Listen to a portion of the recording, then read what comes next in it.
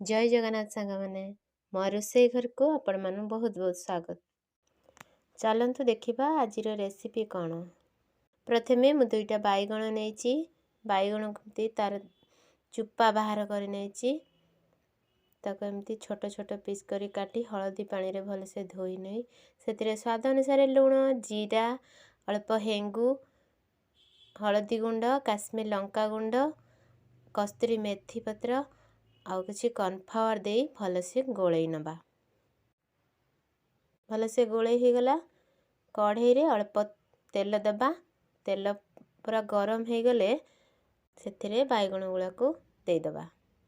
ताको एमती चटुरे एपट सेपट भलसे लेउटाई दबा ताको कभर करे करी टिके भाजीबा कारण अल्प तेल देइचे जदि आपण माने बेसी तेल देबे ताले याकू